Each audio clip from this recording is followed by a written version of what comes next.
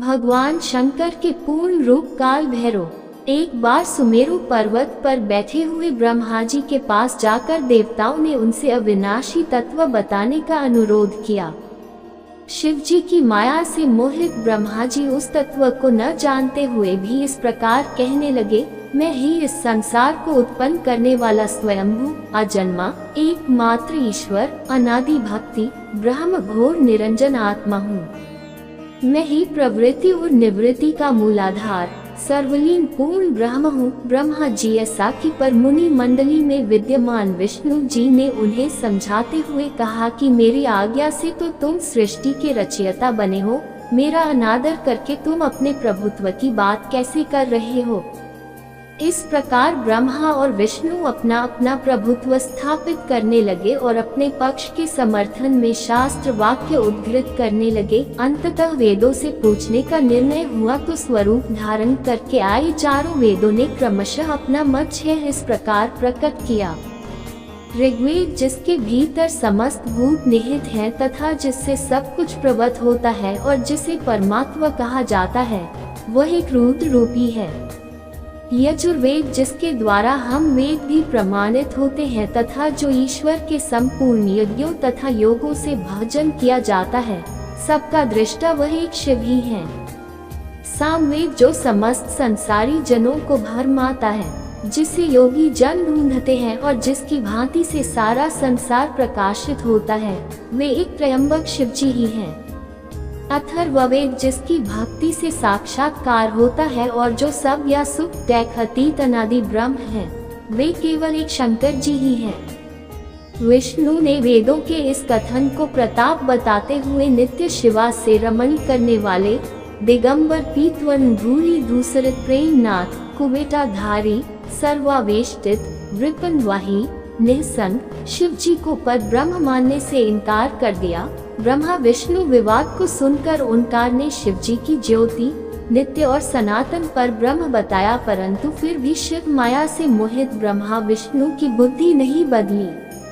उस समय उन दोनों के मध्य आदि अंत रहित एक ऐसी विशाल ज्योति प्रकट हुई कि उससे ब्रह्मा का पंचम सिर जलने लगा। इतने में त्रिशूलधारी नील लोहित शिव वहां प्रकट हुए तो अज्ञानतावश ब्रह्मा उन्हें अपना पुत्र समझकर अपनी शरण में आने को कहने लगे। ब्रह्मा की संपूर्ण बातें सुनकर शिव जी अत्यंत क्रुद्ध हुए और उन्होंने तत्काल भैरव को प्रकट कर उससे ब्रह्मा पर शासन करने का आदेश दिया।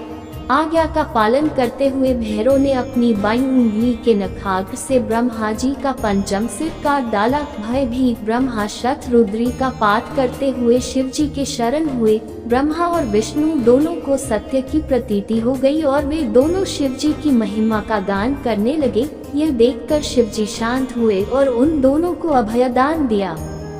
इसके उपरांत शिव जी ने उसके भीषण होने के कारण भैरव और काल को भी भयभीत करने वाला होने के कारण काल भैरव तथा भक्तों के पापों को तत्काल नष्ट करने वाला होने के कारण पाप भक्षक नाम देकर उसे काशीपुरी का अधिपति बना दिया। फिर कहा कि भैरव तुम इन ब्रह्मा विष्णु को मानते हुए ब्रह्मा के कपाल को धारण करके इसी के आश्रय से भिक्षावृत्ति करते हुए वाराणसी में चले जाओ। वहाँ उस नगरी के प्रभाव से तुम ब्रह्म हत्या के पाप से मुक्त हो जाओगे।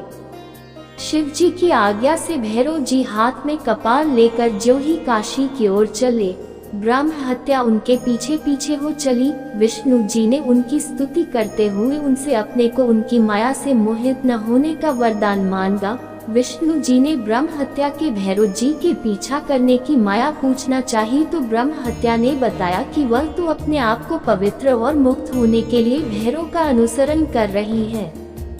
भैरव जी जो ही काशी पहुँचे त्यों ही उनके हाथ से चिमटा और कपाल छूटकर पृथ्वी पर गिर गया और तब से उस स्थान का नाम कपाल मोचन तीर्थ पड़ गया। इस तीर्थ में जाकर सविधि पिंडदान और देव पितृ तर्पण करने से मनुष्य ब्रह्म हत्या के पाप से निवृत्त हो जाता है। शिव और सती का विवाह।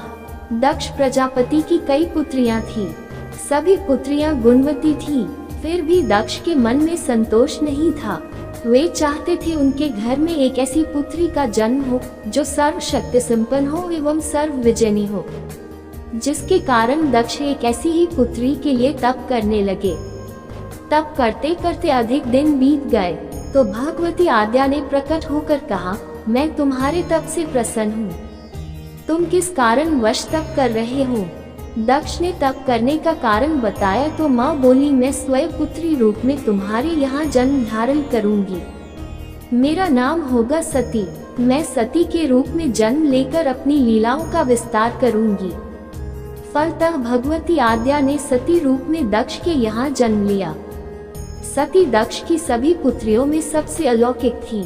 सती ने बाल्य अवस्था में ही कई ऐसे अलौकिक आश्चर्यचलित करने वाले कार्य कर दिखाए थे जिन्हें देखकर स्वयं दक्ष को भी विस्मयता होती रहती थी। जब सती विवाह योग्य हो गई तो दक्ष को उनके लिए वर की चिंता होने लगी। उन्होंने ब्रह्मा जी से इस विषय में परामर्श किया। ब्रह्मा जी ने कहा, सती आद्या का अवतार है। आद्या आदि शक्ति और शिव आदि पुरुष हैं। अतः सती के विवाह के लिए शिव ही योग्य और उचित वर है। दक्ष ने ब्रह्मा जी की बात मानकर सती का विवाह भगवान शिव के साथ कर दिया। सती कैलाश में जाकर भगवान शिव के साथ रहने लगी। भगवान शिव के दक्ष के दामाद थे, किंतु एक ऐसी घटना घटित हो गई जिसके कारण दक्ष के हृदय में भगवान शिव के प्रति बैर और विरोध भाव पैदा हो गया। एक बार देवलोक में ब्रह्मा ने धर्म के निरूपण के लिए एक सभा का आयोजन किया था। सभी बड़े बड़े देवता सभा में एकत्र हो गए थे। भगवान शिव भी इस सभा में बैठे थे। सभा मंडल में दक्ष का आगमन हुआ। दक्ष के आगमन पर सभी देवता उठकर खड़े हो गए, पर भगवान शिव खड़े नहीं हुए। उन्होंने दक्ष को प्रणाम भी नहीं किया। फलतः दक्ष ने अपमान का अनुभव किया। केवल यही नहीं, उनके हृदय में भगवान शिव के प्रति ईर्ष्या की आग जल उठी। वे उनसे बदला लेने के लिए समय और अवसर की प्रतीक्षा करने लगे। एक बार सती और शिव कैलाश पर्वत पर बैठे हुए परस्पर वार्तालाप कर रहे थे। उसी समय आकाश मार्ग से कई विमान कनखल की ओर जाते हुए दिखाई पड़े। सती ने उन विमानों को देखकर भगवान शिव से पूछा, प्रभु, ये सभी विमान किसके हैं और कहाँ जा रहे हैं? भगवान शक्र ने उत्तर दिया, आपके पिता ने बहुत बड़े यज्ञ का आयोजन किया है। समस्त देवता और देवांगनाएं इन विमानों में बैठकर उसी यज्ञ में सम्मिलित होने के लिए जा रहे हैं। इस पर सती ने दूसरा प्रश्न किया, क्या मेरे पिता ने आपको यज्ञ में सम्मिलित होने के लिए नहीं बुलाया? भगवान शंकर ने उत्तर दिया, आपके पिता मुझसे बैर रखते हैं, फिर वे मुझे क्यों बुलाने लगे? सती मन ही मन सोचने लगी, फिर बोली, यज्ञ के इस अवसर पर अवश्य मेरी सभी बहनें आएंगी। उनसे मिले हुए बहुत दिन हो गए। यदि आपकी अनुमति हो तो मैं भी अपने पिता के घर जाना चाहती हूँ। यज्ञ में सम्मिलित हो लूंगी और बहनों से भी मिलने का सुअवसर मिलेगा। भगवान शिव ने उत्तर दिया, इस समय वहां जाना उचित नहीं होगा। आपके पिता मुझसे जलते हैं, हो सकता है वे आपका भी अपमान करें। बिना बुलाए किसी के घर जाना उचित नहीं होता है। इस पर सती ने प्रश्न किया, ऐसा क्यों? भगवान शिव ने उत्तर दिया, विवाहिता लड़की को बिना बुलाए पिता के घर नहीं जाना चाहिए, क्योंकि विवाह हो जाने पर लड़की अपने पति की हो जाती है। पिता के घर से उसका संबंध टूट जाता है। लेकिन सती पीहर जाने के लिए हठ करती रही, अपनी बात बार बार दोहराती रही। उनकी इच्छा देखकर भगवान शिव ने पीहर जाने की अनुमति दे दी। उनके साथ अपना एक गण भी साथ में भेज दिया। उस गण का नाम वीरभद्र था। सती वीरभद्र के साथ अपने पिता के घर गई। घर में सती से किसी ने भी प्रेम पूर्वक वार्तालाप नहीं किया। दक्ष ने उन्हें देखकर कहा, तुम क्या यहाँ मेरा अपमान कराने आई हो? अपनी बहनों को तो देखो, वे किस प्रकार भांति भांति के अलंकारों और सुंदर वस्त्रों से सुसज्जित हैं। तुम्हारे शरीर पर मात्र बाघंबर है। तुम्हारा पति श्मशानवासी और भूतों का नायक है। वो तुम्हें बाघंबर छोड़कर और पहना ही क्या सकता है? दक्ष के कथन से सती के हृदय में पश्चाताप का सागर उमड़ पड़ा। वे सोचने लगी, उन्होंने यहाँ आकर अच्छा नहीं किया। भगवान ठीक ही कह रहे थे, बिना बुलाए पिता के घर भी नहीं जाना चाहिए। पर अब क्या हो सकता है? अब तो आ ही गई हूँ। पिता के कटु और अपमानजनक शब्द सुनकर भी सती मौन रही। वे उस यज्ञ मंडल में गईं जहां सभी देवता और ऋषि मुनि बैठे थे तथा यज्ञ कुंड में धू धू करती जलती हुई अग्नि में आहुतियां डाली जा रही थी। सती ने यज्ञ मंडप में सभी देवताओं के तो भाग देखे, किंतु भगवान शिव का भाग नहीं देखा। वे भगवान शिव का भाग न देखकर अपने पिता से बोली, पितृश्रेष्ठ, यज्ञ में तो सबके भाग दिखाई पड़ रहे हैं, किंतु कैलाशपति का भाग नहीं है। आपने उनका भाग क्यों नहीं रखा?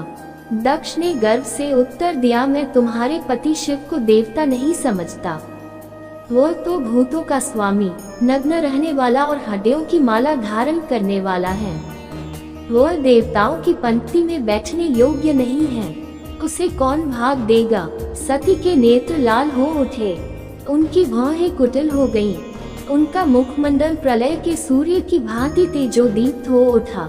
उन्होंने पीड़ा से तिलमिलाते हुए कहा, ओ मैं इन शब्दों को कैसे सुन रही हूँ, मुझे धिक्कार है।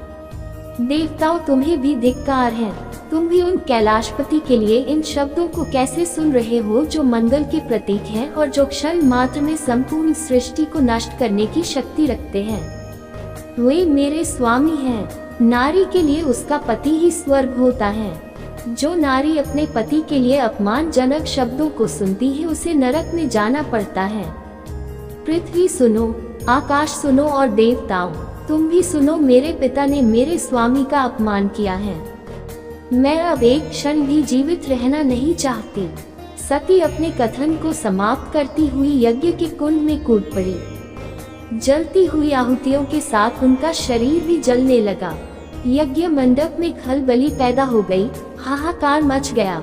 देवता उठकर खड़े हो गए। वीरभद्र क्रोध से कांप उठे। वे उछल कर यज्ञ का विध्वंस करने लगे। यज्ञ मंडप में भगदड़ मच गई।